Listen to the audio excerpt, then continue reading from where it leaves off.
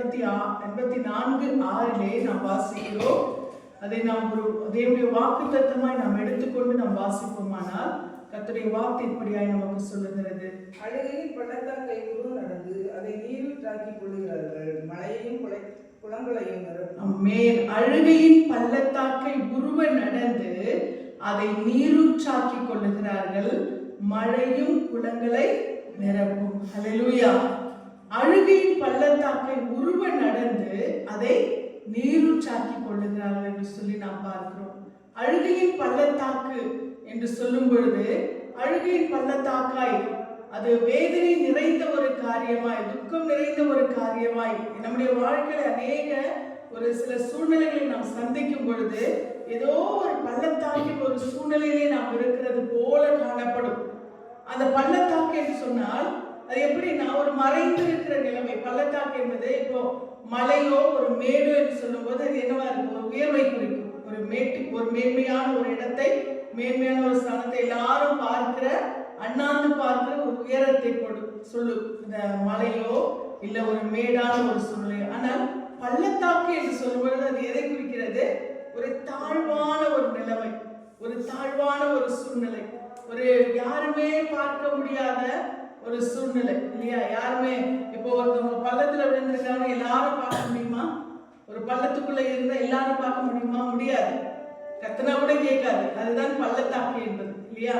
ஆனால் ஒரு மேடான ஒரு மலை உச்சியிலிருந்தோ ஒரு கண்மலை மேல் நின்று கொண்டோ சத்தமா பேசினாலோ இல்ல கூப்பிட்டாலோ இல்ல நின்றாலோ எல்லாருடைய பார்வையிலோ தெரியும். அது பேசிக்காவே உயர்வை குறிக்கும். பள்ளத்தாக்கு என்பது ஒரு தாழ்வை குறிக்கும் இல்லையா?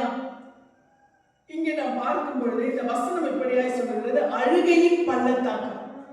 ஏற்கனவே பள்ளத்தாக்கு, அதுவும் அந்த பள்ளத்தாக்கு எப்படிப்பட்டதா இருக்கிறது? அழுகையின் பள்ளத்தாக்கு. எவ்வளவு ஒரு கொடுமை பாருங்க.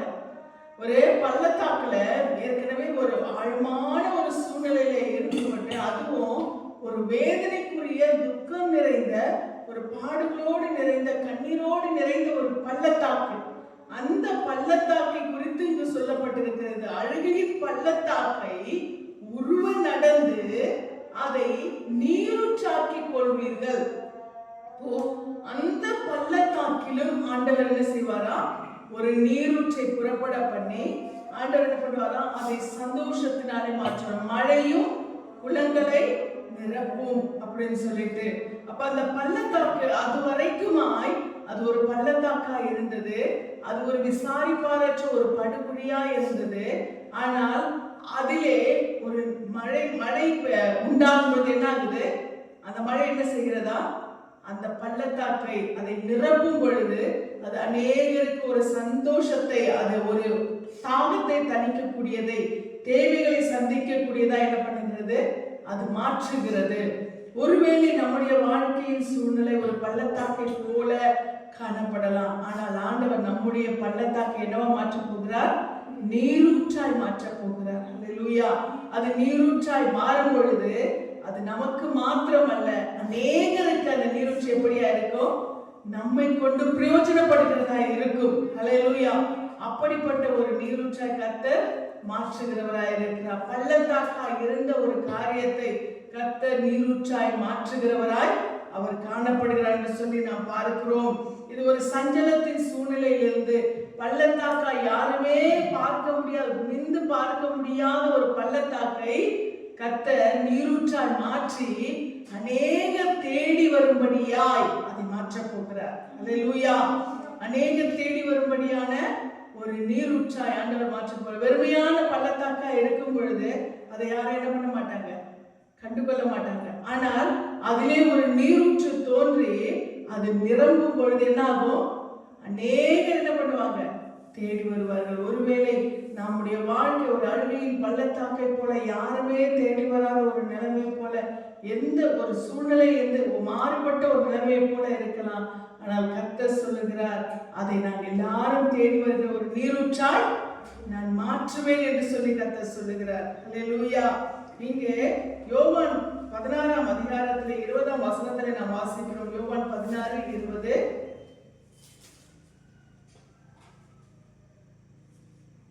மெய்யாகவே மெய்யாகவே நான் உங்களுக்கு சொல்லுகிறேன், நீங்கள் அழுது புலம்புவீர்கள், உலகமோ சந்தோஷப்படும். நீங்கள் துக்கப்படுவீர்கள், ஆனாலும் உங்கள் துக்கம் சந்தோஷமாய் மாறும். ஆண்டவர் சொல்றாரு, மெய்யாகவே மெய்யாகவே மெய்யாகவே மெய்யாகவே இருக்கணும்னு சொல்றாரு. ஆண்டவர் சொல்றாரு, தேவனுடைய பிள்ளைகளுக்கு உண்மையாகவே சஞ்சலங்கள், போராட்டங்கள், பாடுகள் எல்லாமே இருக்குதான். ஆண்டவர் சொல்றாரு, மெய்யாகவே மெய்யாகவே நான் உங்களுக்கு சொல்லுகிறேன், நீங்கள் அழுது புலம்புவீர்கள், உலகமோ சந்தோஷப்படும். நீங்கள் துக்கப்படுவீர்கள், ஆனாலும் ஹல்லேலூயா உங்கள் துக்கம் சந்தோஷமாக மாறும். ஹல்லேலூயா. கர்த்தர் சொல்லுகிற காரியம் உங்கள் துக்கம் என்ன பண்ணும்? சந்தோஷமாய் மாறும். நீங்க அழுது புலம்புவீங்க, உலகம் சந்தோஷப்படும். நீங்க பார்க்கும்போது நான் மட்டும்தானே அங்கே அழுதுட்டு இருக்கேன் அப்படின்ற ஒரு வேதனை நமக்குள்ள என்ன செய்கிறது? வருகிறது. ஆண்டவரை, ஏற்கனவே பாடுகள் சூழ்ந்த நிலைமையிலே இன்னும் என்னை துக்கம் அழுத்துகிறது என்று சொல்லி நம்ம அநேக வேளையிலே கலங்குகிறவர்களாக இருக்கிறோம். ஆனால் கர்த்தருடைய வார்த்தை சொல்லுகிறது, ஆண்டவராகிய இயேசு கிறிஸ்து சொல்றாரு, நீங்கள் அழுது புலம்புவீர்கள், உலகமோ சந்தோஷப்படும். ஆனாலும் இன்னும் நீங்கள் துக்கப்படுவீர்கள், ஆனாலும் உங்கள் துக்கம் என்ன பண்ணுமா? சந்தோஷமாய் மாறும். ஹல்லேலூயா. அப்படின்னா ஆண்டவர் சொல்றதுன்னா, உங்கள் அழுக நிரந்தரமானது இல்ல, உங்க துக்கம் நிரந்தரமானது இல்ல, உங்களுக்கு சந்தோஷம் தான் நிரந்தரமானது. ஹல்லேலூயா. ஆனாலும் உங்களுக்கு வருகிற துக்கம், உங்களுக்கு வருகிற நெருக்கடி, உங்களுக்கு வருகிற வியாகுலம், உங்களுக்கு வருகிற கண்ணீர் எல்லாம் என்னவா மாறும்? சந்தோஷமாய் மாறும். ஹல்லேலூயா. ஆனாலும் உங்கள் துக்கம் சந்தோஷமாய் மாறும். ஹல்லேலூயா. கர்த்தர் நமக்கு கொடுக்கிற நல்ல செய்திகள், நன்மைகள் நம்முடைய துக்கத்தை என்னவா மாத்துமா? சந்தோஷமாய் மாற்றும். அழுது புலம்புகிற எல்லா காரியங்களையும் கர்த்தர் நமக்கு சந்தோஷமாய் மாற்ற அவர் வல்லவராய் இருக்கிறார். நீங்கள் பார்க்கும் பொழுது தாவீதின் வாழ்க்கையிலே இந்த அனுபவத்தை நாம் காண முடியும். தாவீது தன்னுடைய வாழ்க்கையில கர்த்தர் தாவீதை நல்ல அநேக சூழ்நிலைகள், நெருக்கடிகளின் மத்தியில கர்த்தர் என்ன செய்கிறார்? தாவீதை உயர்த்துகிறார். ஆனாலும் அவருடைய மகனாகிய அப்சலோமின் நிமித்தமாய் மறுபடியுமாய் அவருக்கு ஒரு சஞ்சலம், ஒரு அழுகையின் பள்ளத்தாக்கு, ஒரு நெருக்கடி, ஒரு வேதனை வருகிறது. இப்படிப்பட்ட ஒரு நெருக்கடியிலே அவர் தன்னுடைய அரியணையை விட்டு, தன்னுடைய சிங்காசனத்தை விட்டு, தன்னுடைய எல்லா மேன்மையும் விட்டு அவர் என்ன செய்கிறாரா? அவர் தன்னுடைய ஜீவன் தப்ப ஓடி போகிறார். அப்படிப்பட்ட ஒரு சூழ்நிலை அவருக்கு வேறு எங்கிருந்தல்ல, அவருக்கு தன் குடும்பத்திலிருந்து ஏற்படுகிறது. இப்படிப்பட்ட நிலைமையிலே தாவீது எப்படியாய் அவர் கடந்து போறான்னு சொன்னால், 2 சாமுவேல்ல 15ஆம் அதிகாரம் 30ஆம் வசனத்திலே நாம் வாசிக்கிறோம். 2 சாமுவேல் 15:30. தாவீது தன் முகத்தை மூடி வெறுங்காலால் நடந்து அழுது கொண்டு ஒலிவ மலையின் மேல் ஏறி போனான். அவனோடு இருந்த சகல ஜனங்களும் முகத்தை மூடி அழுது கொண்டு ஏறினார்கள். இந்த முகத்தை மூடிக்கொண்டு அழுது கொண்டு போகிறான் என்று சொல்லும்போது இது எப்படி தெரியுமா? சாதாரணமான அழுகை கிடையாது. இது ஒரு அவமானத்தினாலே நிறைந்த அழுகை. ஹல்லேலூயா. அவமானம், துக்கம் தாங்க முடியல, முகத்தை மூடிக்கிட்டு போகிற அளவுக்கு அவர்களை அப்படிப்பட்ட ஒரு அவமானத்தின் சூழ்நிலை அவர்களை மூடிக்கொண்டது. அவன் கடந்து போகும் பொழுது அவன் அவ்வளோ ஒரு நல்ல ஒரு மேன்மையை ஆண்டவர் அவனுக்கு கொடுத்து, உயர்வை கொடுத்து, அவன் நல்ல உயர்வான ஸ்தானத்துல ஒரு ராஜாவாய் இருக்கிற ஒருவன் இன்றைக்கு என்ன செய்யறான்? ஒண்ணுமே, வெறும் காலம். யோசிச்சு பாருங்களேன். நமக்கு சாதாரணமா அப்படி வாசல் வரைக்கும் வெறும் காலில் போனோம்னா கூட நமக்கு கஷ்டமா இருக்கும் இல்லையா? வெறும் கால் என்று சொல்லும் பொழுது சாதாரண நம்ம வாசல்ல கூட ஒரு வெறும் காலோட நம்ம நிக்கிறது, நம்ம நடந்து போகிறதுக்கு நமக்கு எவ்வளவு கஷ்டமா இருக்கும் இல்லையா? வெறும் காலில் வெளியில நடந்து போகணும். ஆனா ஒரு ராஜா, எப்படிப்பட்ட ஒரு மேன்மையில இருந்தவன், அவன் எப்படி நடக்கிறானா? வெறும் காலால் நடந்து தன் முகத்தை மூடிக்கொண்டு அழுது கொண்டு போனான். ஏனென்றால் அப்படிப்பட்ட ஒரு பெரிய அவமானத்தை அவருடைய மகனாகிய அப்சலோம் தாவீதுக்கு உண்டாக்குகிறான். அநேக நெருக்கடிகளை கொடுக்கிறான். அரியணையை விட்டு தாவீது ஓடி போகும்படி அப்படிப்பட்ட ஒரு நிலைமையை உண்டாக்குகிறான். இப்படிப்பட்ட சூழ்நிலை தாவீதும் அவரோடு இருந்தவர்கள் எப்படி போறாங்களா? முகத்தை மூடிக்கொண்டு அவமானத்தால் என்ன செய்கிறாங்களா? அவங்க முகத்தை மூடிக்கொண்டப்போ ஏற்கனவே துக்கம், அதுவும் அவமானத்தால் உண்டான துக்கம், அது எவ்வளவு பெரிய வேதனை இல்லையா? நார்மலான ஒரு துக்கம்னு சொன்னா எல்லாருமே வந்து ஆறுதல் சொல்லுவாங்க. சாதாரணமான ஒரு துக்கம்னு சொன்னா எல்லாருமே வந்து என்ன பண்ணாங்க, கவலைப்படாதீங்க எல்லாம் மாறிடும். ஆனா இது எப்படிப்பட்ட துக்கம்? அவமானத்தால் உண்டான துக்கம். அந்த துக்கத்தை அதை யாராலுமே என்ன பண்ண முடியாது, ஆற்ற முடியாது. அப்படிப்பட்ட ஒரு சூழ்நிலை, நெருக்கடி, போராட்டம், நம்பிக்கைக்குரிய அந்த அகித்தோப்பேல் என்று சொல்லக்கூடிய ஆலோசனைக்காரன் தாவீது அவனுடைய ஆலோசனைய தேவனுடைய ஆலோசனை போல எண்ணினான். வேதத்துல போட்டிருக்கு. அப்படிப்பட்ட அகித்தோப்பேல் துரோகியாய் மாறுகிறான். அவன் என்ன செய்யறான்னு சொன்னால், தாவீதுக்கு எதிராக அவனுடைய மகனுக்கு ஆலோசனை கொடுத்து தாவீதை விழச் செய்கிறான். இப்படிப்பட்ட சூழ்நிலையில எப்படி இருக்கும் தாவீதுக்கு? அவ்வளவு ஒரு வேதனை, அவ்வளவு ஒரு துக்கம், அவ்வளவு ஒரு பாடு, வேதனையும் நிந்தனையும் அனுபவிக்கிறவராய், அவமானத்தை அனுபவிக்கிறவராய் தாவீது தன் முகத்தை மூடிக்கொண்டு வெறும் காலால் என்ன செய்கிறாரா, ஒலிவ மலையில் ஏறி போனாங்க. நான் அந்த சூழ்நிலையில கூட தாவீது என்ன பண்றாரு தெரியுமா? அவர் அந்த மேடான ஒரு சூழ்நிலையை தேடிதான் போகிறார். அல்லேலூயா. அவர் ஒலிவ மலைக்கு ஏறி போகிறார் என்று சொல்லி நாம் பார்க்கிறோம். இந்த ஒலிவ மலை என்று சொல்லும் பொழுது ஆண்டவராகிய இயேசு கிறிஸ்து அந்த சூழ்நிலை கூட அவர் தேவனை தஞ்சமாய் வைத்திருக்கிறார், தேவனை நம்பிக்கையாய் வைத்திருக்கிறார். அப்போ நாம் இன்றைக்கு தேவ பிள்ளைகளாய் இருக்கிற நாம் எந்த நெருக்கடிகள் வந்தாலும் நாம் யாரை தஞ்சமாய் வைத்துக் கொள்ள வேண்டும்? கர்த்தரை. அல்லேலூயா. நம்முடைய ஆண்டவரை நமக்கு தஞ்சமாய் வைத்துக் கொள்ள வேண்டும். எந்த சூழ்நிலையிலும் என் ஆண்டவர் எனக்கு இருக்கிறார். இப்படிப்பட்ட சூழ்நிலையை சந்தித்த தாவீது இதே 2 சாமுவேல்ல வாசிக்கும் பொழுது 22ஆம் அதிகாரத்திலே அந்த முதல் வசனத்தை நீங்கள் வாசிப்பில்லானால் 2 சாமுவேல் 22 அந்த முதல் வசனத்தை வாசியுங்கள். கர்த்தர் தாவீதை அவனுடைய எல்லா சத்துருக்களின் கைக்கும் சவுலின் கைக்கு நீங்களாக்கி விடுவித்த போது அவன் கர்த்தருக்கு முன்பாக பாடின பாட்டு. கர்த்தர் தாவீதை அவனுடைய எல்லா சத்துருக்களின் கைக்கும் சவுலின் கைக்கும் நீங்களாக்கி விடுவித்த போது அவன் கர்த்தருக்கு முன்பாக பாடின பாட்டு. அல்லேலூயா.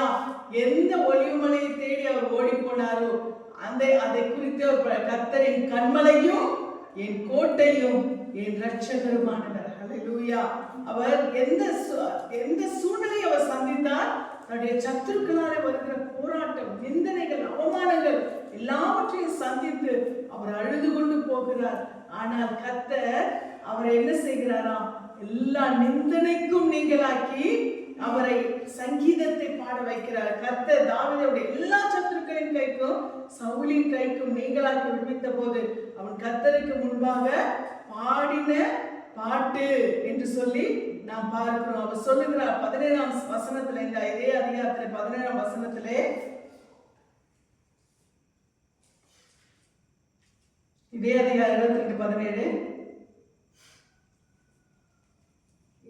2 சாமுவேல் 22:17 அவர் பாடுகிறார். உயரத்திலிருந்து அவர் கை நீட்டி என்னை பிடித்து ஜல பிரவாகத்தில் இருக்கிற என்னை தூக்கி விட்டார். அல்லேலூயா. உயரத்திலிருந்து அவர் கை நீட்டி என்னை பிடித்து ஜல பிரவாகத்தில் இருக்கிற என்னை தூக்கி விட்டார். அல்லேலூயா. தாவீது தாழ்மையான நிலைமையிலே, தாழ விழுந்து கிடந்த நிலைமையிலே கர்த்தர் என்ன செய்கிறாரா? தாவீதை உயரத்திலிருந்து கை நீட்டி என்ன செய்கிறாரா? அவரை தூக்கி எடுக்கிறார். ஜல பிரவாகத்திலிருந்து, உயரத்திலிருந்து அவர் தூக்கி எடுக்கிறார். அல்லேலூயா. எவ்வளவு அழுகையின் பள்ளத்தாக்கிலே ஒருவர் நடந்தாலும் கர்த்தர் என்ன செய்வார்? தூக்கி எடுக்க அவர் வல்லவராய் இருக்கிறார். அல்லேலூயா.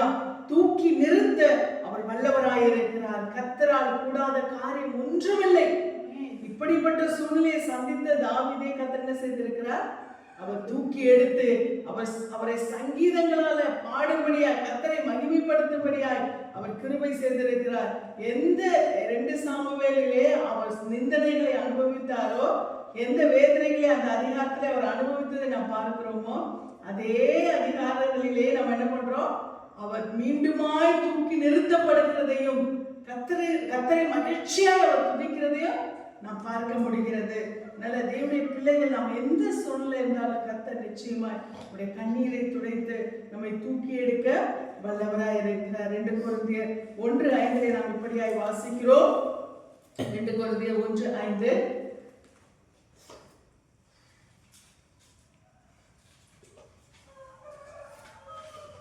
2 கொரிந்தியர் 1:5 நாம் எடுத்து வாசிக்கலாம் சீக்கிரமா. எப்படி கிறிஸ்துவனுடைய பாடுகளை எடுத்து பெறுகிறது போல கிறிஸ்துவனாலே எங்களுக்கு ஆறுதலும் பெறுகிறது. ஆமென். எப்படி எனில் கிறிஸ்துவனுடைய பாடுகள் எங்களிடத்தில் பெருகுகிறது போல கிறிஸ்துவினாலே எங்களுக்கு ஆறுதலும் பெருகுகிறது. அல்லேலூயா.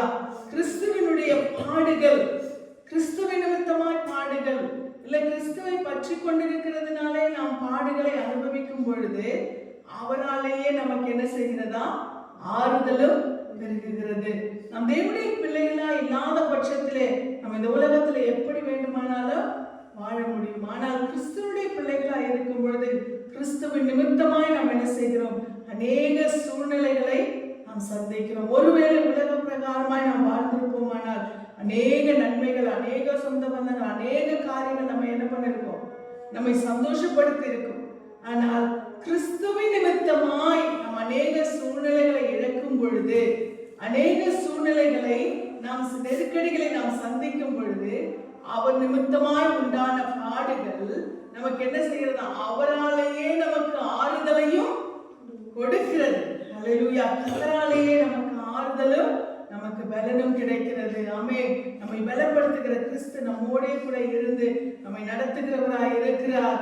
ஒரு வசனம் இப்படியாய் சொல்லுகிறது சங்கீதத்திலே, அள்ளித்தூவும் விதைகளை சுமந்து கொண்டு போகிறவன் அழுது கொண்டு போகிறான், ஆனாலும் தான் அறுத்த அறைகளை சுமந்து கொண்டு கம்பீரத்தோடு திரும்பி வருவான். கண்ணீரோடு விதைக்கிறவர்கள் கம்பீரத்தோடு அறுப்பார்கள். அல்லேலூயா. நாம் தேவனுடைய சமூகத்தில் நாம் கண்ணீரோடு விதைக்கிறவர்களாக இருக்கலாம். நாம் ஆனாலும் கர்த்தர் சொல்லுகிறார், நம்முடைய கண்ணீர்கள் எல்லாவற்றையும் என்ன பண்ணுவாரா? அவர் மாற்ற வல்லவராய் இருக்கிறார். நம்முடைய கண்ணீரை துடைக்க அவர் வல்லவராய் இருக்கிறார். அல்லேலூயா. அதனால பிரசங்கி கடைசியா நாம் வாசிக்கும் பொழுது பிரசங்கி 3ஆம் அதிகாரம் 4ஆம் வசனத்துல இப்படியாய் பிரசங்கி சொல்லுகிறார். பிரசங்கி 3:4, அழ ஒரு காலம் உண்டு, நகைக்க ஒரு காலம் உண்டு. ஆமென்.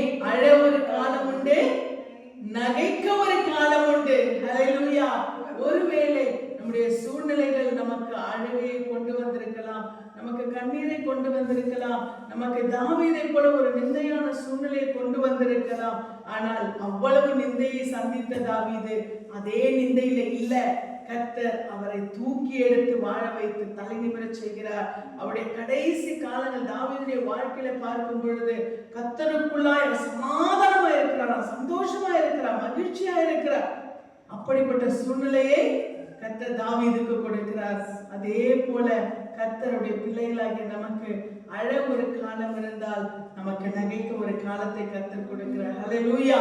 நிச்சயமாகவே இந்த மாதத்திலே கர்த்தருடைய வார்த்தை நமக்கு சொல்லுகிறது போல நாம் தேவனுடைய பிள்ளைகள் நம்ம எந்த சூழ்நிலையிலும் கண்ணீர் வடிக்காதபடி, துக்கப்படாதபடி கர்த்தர் நம்மை சந்தோஷத்தினால் நிரப்ப அவர் வல்லவராய் இருக்கிறார். நம்மை மகிழ்ச்சினால் நிரப்ப அவர் வல்லவராய் இருக்கிறார். அல்லேலூயா.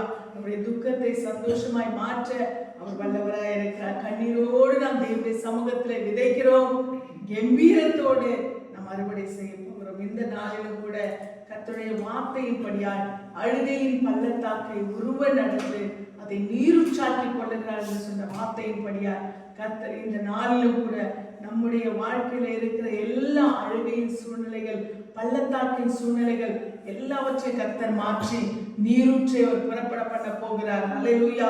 ஒருவரும் காணாமல், ஒருவரும் விசாரிக்காமல், இது பள்ளம் தானே, இதுல என்ன இருக்க போகுது, இதுல என்ன நன்மை இருக்க போகுது என்று சொல்ல பார்த்த கண்கள் எல்லாமே அதிலே நீரூற்றுகளை புறப்பட பண்ணும்படியா நம்முடைய வாழ்க்கையை கர்த்தர் நீரூற்றை புறப்பட பண்ணுகிற ஒரு வாழ்க்கையாய் கர்த்தர் மாற்ற போகிறார்.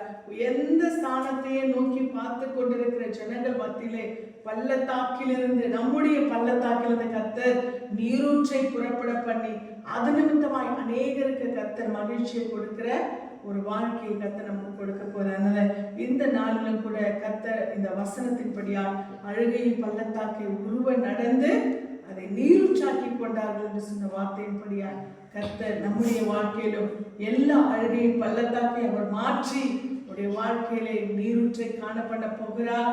கர்த்தர் நம்முடைய கண்ணீர்கள் எல்லாவற்றையும் துடைக்க போறார். இந்த மாதத்துல எந்த சூழ்நிலையை நாம் ஒருவேளை சந்தித்திருந்தாலும் கர்த்தர் இந்த மாதம் கடந்த மாதம் முடியும் பொழுது நம்ம எந்த நிலைமையை சந்தித்திருந்தாலும், எந்த சஞ்சலத்தை சந்தித்திருந்தாலும், எந்த அழுகையின் சூழ்நிலையை சந்தித்து மறித்திருந்தாலும் கர்த்தர் சொல்லுகிற வார்த்தை, இந்த மாதத்திலே கர்த்தர் எல்லாவற்றையும் என்ன பண்ண போகிறாரு? அழுகையின் பள்ளத்தாக்கை நமக்கு நீரூற்றாய் மாற்றப் போகிறார். நாளும் கூட நாம் கர்த்தருடைய நாமத்துக்கு மகிமையை செலுத்துவோம். கர்த்தர் தாமே எல்லா சூழ்நிலைகளையும் மாற்றி நம்முடைய சஞ்சலங்களை மாற்றி சந்தோஷம் நிரப்புவாராக. ஆமென்.